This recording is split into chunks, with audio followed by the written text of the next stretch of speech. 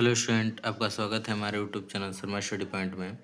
और इस वीडियो में लेकर आए हैं बहुत ही इम्पोर्टेंट टॉपिक का नाम यहाँ पर जो है वह है सूक्ष्म शिक्षण। ठीक है, सूक्ष्म शिक्षण है, इसे इंग्लिश में माइक्रो टीचिंग कहते हैं और इसका जो है बहुत महत्व है।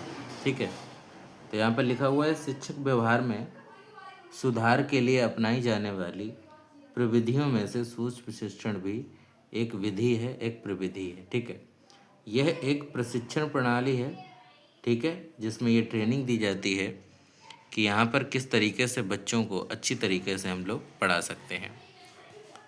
तो यहाँ पर लिखा है कि इसमें अध्यापकों को शिक्षा दी जाती है कि वह बच्चों को कैसे पढ़ाएं, कि बच्चों से अधिकतर जो है कैसे सीख पाएँ बच्चे।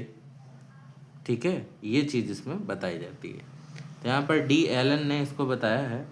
डी एलन ने कहा है कि जो सूक्ष्म शिक्षण है, सूक्ष्म शिक्षण समस्त शिक्षण को लघु क्रियाओं में बांटना है। ठीक है, इन्होंने परिभाषा दी सूक्ष्म शिक्षण की, माइक्रो टीचिंग की। तो इन्होंने कहा सूक्ष्म शिक्षण समस्त शिक्षण को लघु क्रियाओं में बांटना है। ठीक है, और सूक्ष्म शिक्षण के क्या क्या प्रक्रम होते हैं तो यहाँ पर देखिए, सबसे पहले हमें करना क्या होता है। सबसे पहले आपको जो है पाठ नियोजन करना पड़ता है।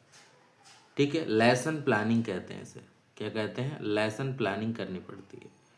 पाठ को पढ़ाने के लिए आप योजना बनाते हैं। ठीक है, फिर यहाँ पर क्या करते हैं, दूसरा प्रोसेस आपके लिए जो होता है वो होता है टीचिंग, यानी शिक्षण करना। फिर आप पढ़ाते हैं बच्चे को।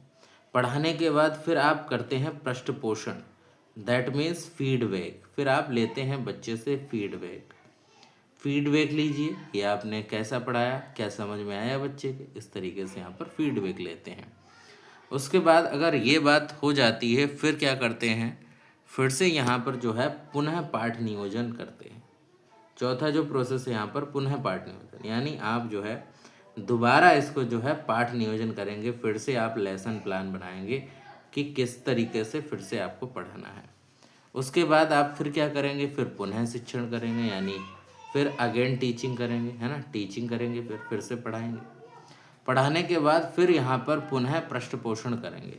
पुनः पृष्ठपोषण का मतलब होता है दोबारा आप जो है फीडबैक लेंगे। ठीक है, तो इस तरीके से यहाँ पर जो है आपके कितने बनते हैं, 6 स्टेप यहाँ पर बनते हैं जो आपको अपनाने होते हैं माइक्रो टीचिंग के माध्यम से। ठीक है, चैनल पर नए हैं तो चैनल को सब्सक्राइब कर लें। शर्मा स्टडी पॉइंट आपको बेहतर शिक्षा देगा और यहाँ पर आपको यूपी टेट, सी टेट से संबंधित वीडियो आपको मिल जाएंगे, जिससे आपको फ़ायदा होगा पढ़ने से। अब यहाँ पर लिखा हुआ है सूक्ष्म शिक्षण के सिद्धांत। तो इसमें यहाँ पर सिद्धांत क्या है, प्रिंसिपल्स क्या है। नंबर 1, ये वास्तविक अध्यापन है, यानी वास्तविक टीचिंग है, रियल टीचिंग है, माइक्रो टीचिंग। ठीक है, दूसरा यहाँ पर यह कि अभ्यास की प्रक्रिया पर नियंत्रण है। यहाँ पर कितना प्रयास कराना है, कितना अभ्यास कराना है, ये चीज़ आपको डिसाइड होगी। पृष्ठपोषण के प्रभाव की परिधि विकसित होती है, यानी फीडबैक अच्छा मिलता है। बार बार लेसन प्लान बनाने के बाद आपको फीडबैक अच्छा मिलेगा।